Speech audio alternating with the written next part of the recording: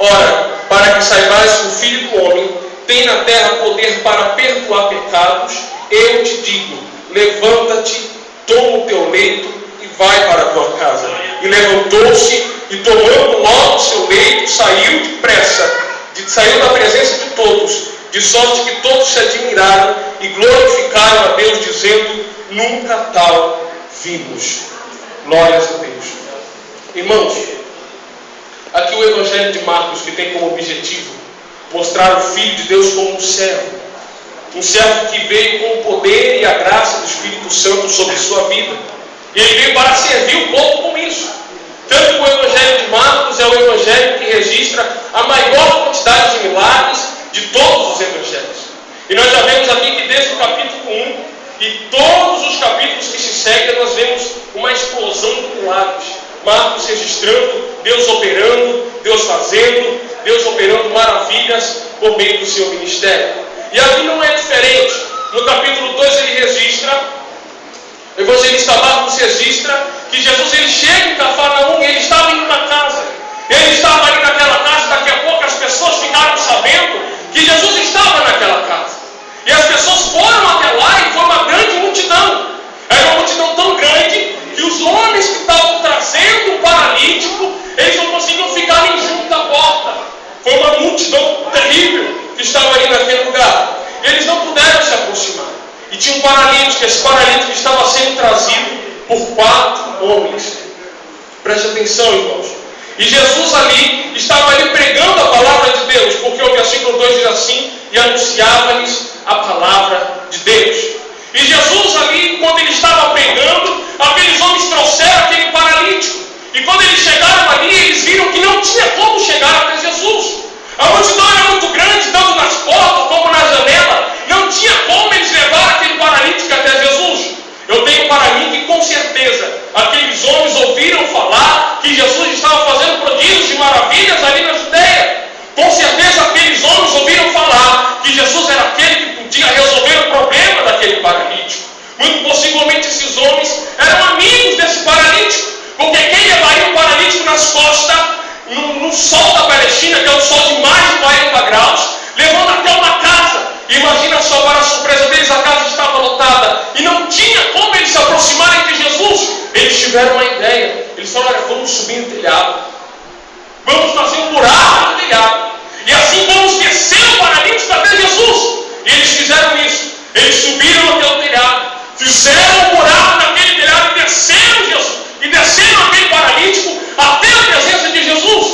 E Jesus, vendo a fé daqueles homens, não viu a fé do paralítico, mas a Bíblia registra que viu a fé daqueles 4 homens que levaram o paralítico. Jesus olha para ele e diz: perdoados estão os seus pecados. Alguns escribas que estavam ali começaram a razoar em seu coração: esse homem diz blasfêmias. Só Deus pode perdoar pecado, ele não pode fazer isso. Aí Jesus, como ele sabe de todas as coisas, sabendo do pensamento que estava em seus corações, ele disse: ei, por que vocês estão razoando isso em vosso coração? Para que vocês saibam que o Filho do Homem tem poder na terra para perdoar pecado. Ele vira para o paralítico e diz: levanta-te, toma a tua cama e anda. E mais um milagre de Cristo estava consumado naquele momento. Irmãos, mas algo muito interessante está aqui no capítulo 2 de Marcos. Observe que esses homens, eles levam de maneira voluntária aquele paralítico até a presença de Jesus. Irmão, e é bem verdade que nós, como igreja de Cristo, nós temos também o mesmo chamado, simbolicamente falando, que é de levar as pessoas até a presença de Jesus. Nós temos, irmãos, como igreja de Cristo, uma ordenança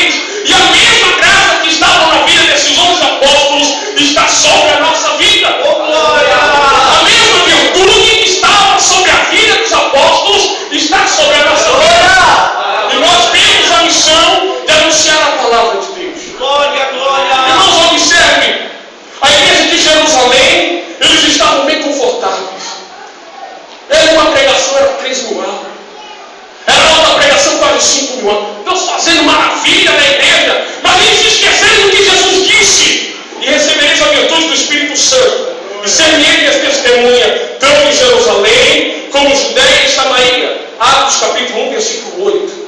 Eles esqueceram disso. Eles estavam concentrados em Jerusalém. Deus estava acrescentando.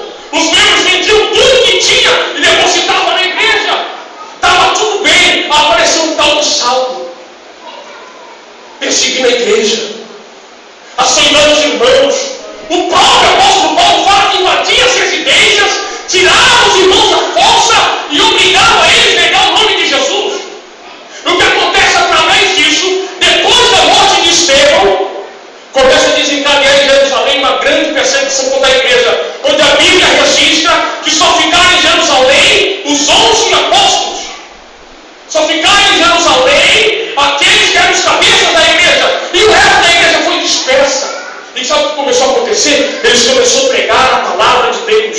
Eles começaram a anunciar o Evangelho. Lá na igreja de Jerusalém tinha um Felipe.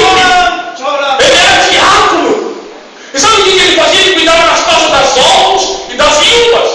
Ele era responsável por levar cesta básica na casa da viúva. Era responsável por cuidar dos órfãos. E quando eu digo órfãos, não era só criança, não. Porque aí em Israel estava com o sistema religioso antigo, que Jesus já havia abominado. Um leproso aceitava Jesus. Ele deveria ser cuidado, ele era um órfão. Ele era, vamos dizer assim, desprezado pela nação. A igreja cuidava do leproso. Um paralítico aceitava Jesus quando não era curado, porque Deus ele cura quando ele quer. Quando ele não era curado, a igreja tinha que cuidar dele, porque ele era um órfão, tinha que cuidar das viúvas. E Felipe fazia só isso em Jerusalém. Mas o que acontece? Felipe, ele é impactado pela presença de Deus. E veio a perseguição. Felipe sobe para Samaria. Quando ele chega em Samaria, a Bíblia registra que os enfermos foram curados, os endemoniados foram libertos, e Deus fez uma obra em Samaria. Irmão, o que você quer dizer com isso? Dizendo acerca da igreja primitiva e tudo mais, é que enquanto a igreja não obedece o chamado de Deus de direcionar as pessoas até a Cristo, não vai até as pessoas, Deus permite até perseguição para despertar a igreja e nos fazer lembrar do que ele ora tinha dito. Deus permite situações adversas para que venhamos nos despertar. Porque o chamado da igreja que não cumpre o chamado é igreja parada. Igreja que não cumpre o chamado é uma igreja morta. É uma igreja que não evolui, que não desenvolve, e se cresce só quantitativamente, não cresce na sua qualidade, só cresce em números. E não é isso que Deus quer, porque há igrejas por aí que estão lotadas, as pessoas vão, estão enchendo, estão nas televisões, mas será que eles têm a essência do Evangelho? Ou são só palavras de persuasão humana? A igreja não trabalha com isso. A igreja trabalha com a obediência do íntimo do Senhor. E simbolicamente, irmãos, eu quero pegar esse texto para dizer que eu e você temos essa responsabilidade de direcionar as pessoas até a Cristo. E quando decidimos direcionar as pessoas até a Cristo, vamos encontrar dificuldades. A obra de Deus sempre terá alguma dificuldade, porque há um inimigo. Desde Jardim do Éden, ele tenta atrapalhar os planos de Deus. Mas Jesus ele disse assim: olha, como um raio, eu vi Satanás cair do céu. E eis que vos dou poder e autoridade para pisar em cabeça de serpentes e escorpiões e toda a força do maligno. A igreja já foi preparada. O Espírito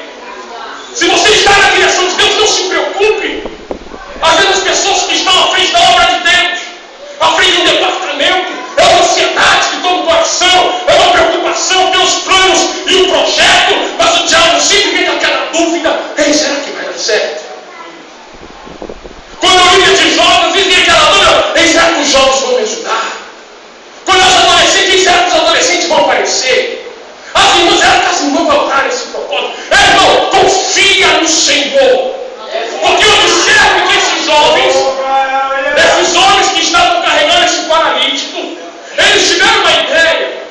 Ei, vamos subir ao telhado. Se não dá para entrar pela janela, se não dá para entrar pela porta, nós vamos subir até o telhado. Vamos destelhar o telhado e vamos descer o paralítico até a presença de Jesus. Glória a Deus. Irmão, sabe o que é isso? Sabe o que isso significa?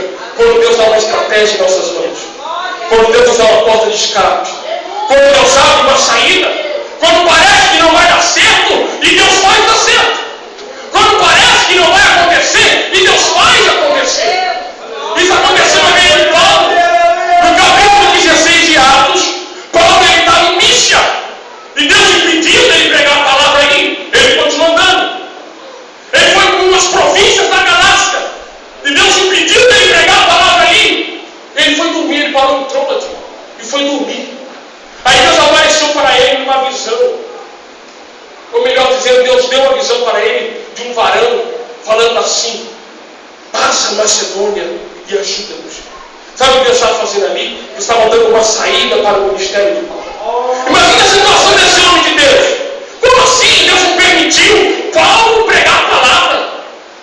Parece meio controverso. Como assim Paulo, apóstolo de Jesus Cristo, foi impedido pelo Espírito Santo de ministrar a palavra de Deus? Ei, Deus tem seus propósitos, Deus tem seus planos, Deus tem a sua maneira de agir. E não é a minha, não é a sua, mas é a dele. Nós temos que aceitar. E quando nós aceitamos, isso é bom, isso é agradável. Porque a vontade de Deus é boa, perfeita e agradável. Aleluia! E esses homens, eles levaram aquele paralítico e tiveram essa ideia de destelhar aquele telhado e descer aquele paralítico até Jesus. E foram isso que eles fizeram. Eles pegaram, descobriram aquele telhado e desceram aquele paralítico até Jesus. Irmãos, quando nós temos uma missão, quando nós temos algo que Deus depositou em nossas mãos, Ele sempre providencia meios para que isso aconteça.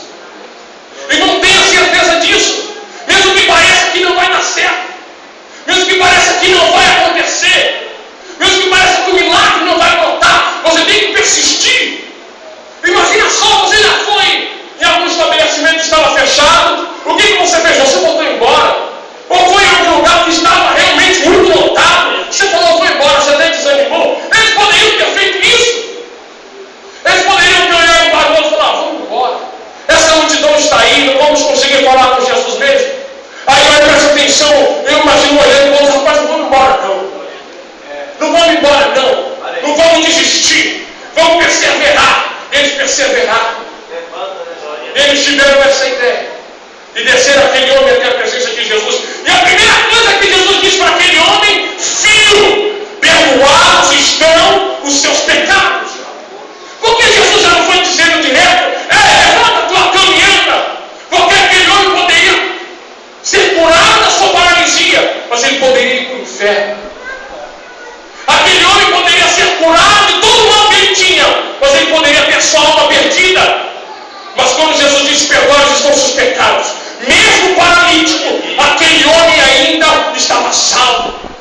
Mesmo paralítico, aquele homem já estava liberto do pecado. Uma vez eu ouvi um testemunho de um pastor que foi orar por um canceroso. Deus cura aquele canceroso na mesma hora. E aquele pastor oferece Jesus: ei, você quer aceitar Jesus como teu Salvador? Aquele homem vira para o pastor de maneira muito fria: não, eu só queria a cura do meu câncer, eu preciso de Jesus. Eu precisava da cura.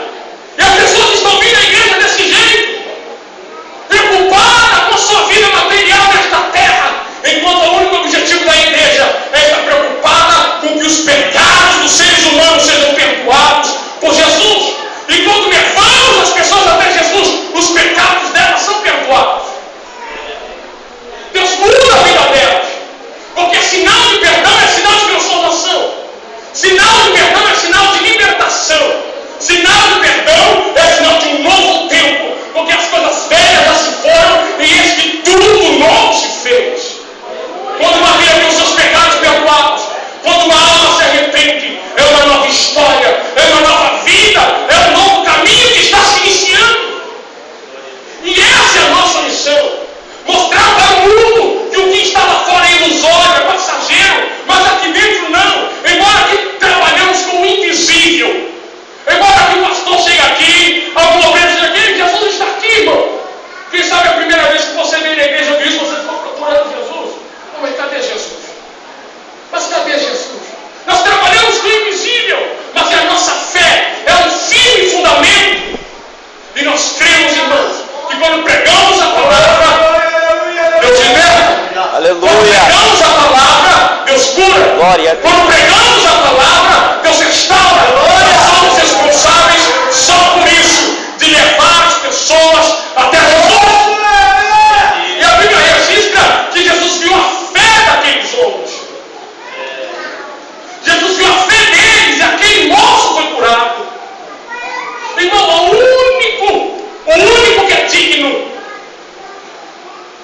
nosso trabalho é o nosso Deus. Porque Ele veio. Ele vai reconhecer. A sua obra está registrada lá no céu, ao memorial. Não há necessidade de você desempenhar o trabalho na igreja para que o pastor veja, para que o teu líder veja, para que alguém veja. Olha, esse irmão é ativo, esse irmão está trabalhando. Não! Jesus está vendo. Jesus viu a fé daquele homem, ninguém viu. Ninguém observou, porque a fé está no nosso interior. Só Jesus consegue atravessar o olhar humano e enxergar o que está dentro do meu e do seu coração. Aleluia! E Jesus Cristo, Ele transforma pessoas dentro da casa de Deus usando a nossa fé. Por isso que precisamos ter cuidado para que a incrudelidade não venha atingir as nossas vidas. Porque no meio de um povo incrédulo, dificilmente as coisas acontecem. Infelizmente a incrudelidade tem tomado as nossas igrejas. O batismo do Espírito Santo era algo rotineiro. Todo domingo tinha que ser no mínimo 5. A gente já não vê mais. A cura divina, que era algo que faz todo mundo de um testemunho, a gente já não ouve mais. Pessoas desejando o bom serviço de Cristo, pessoas desejando fazer a obra de Deus, a gente já não vê mais.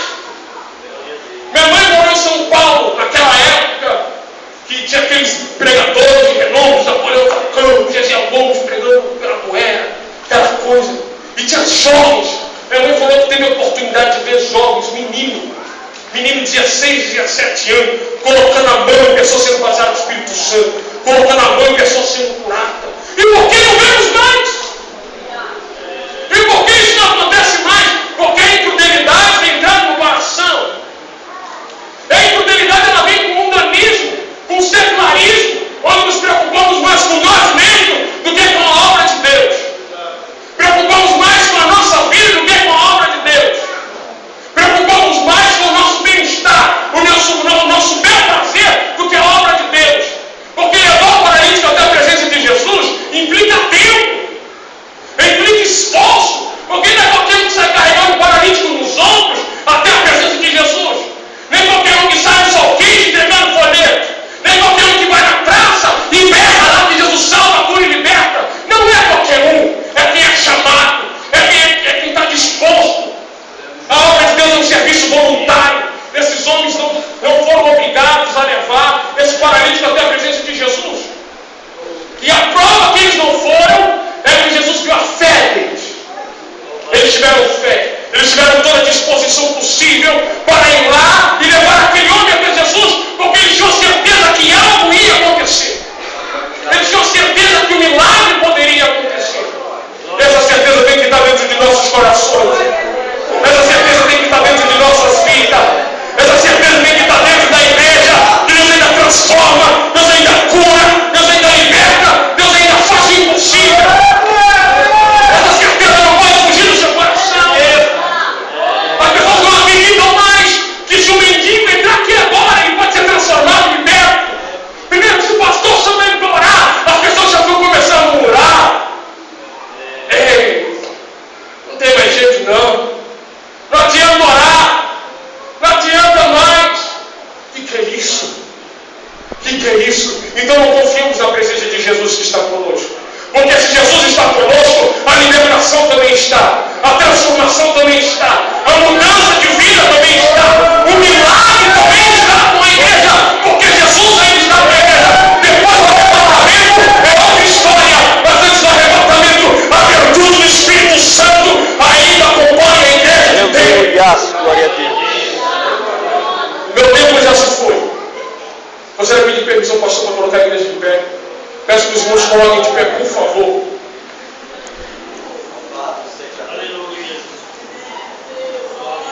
Irmão, foi para isso que Deus te chamou. Foi para isso que Deus nos escolheu, para levarmos as pessoas até Cristo. Porque Cristo pode fazer o impossível. Cristo pode realizar um milagre. Você pode levar alguém na casa do pastor Edson. Ele vai orar, ele vai ler o versículo, mas ele não vai poder libertar ninguém. Ele vai poder curar ninguém. Você pode levar alguém na casa do pastor Matias, ele vai orar, ele vai poder fazer nada, mas quando direcionamos até a presença do Mestre,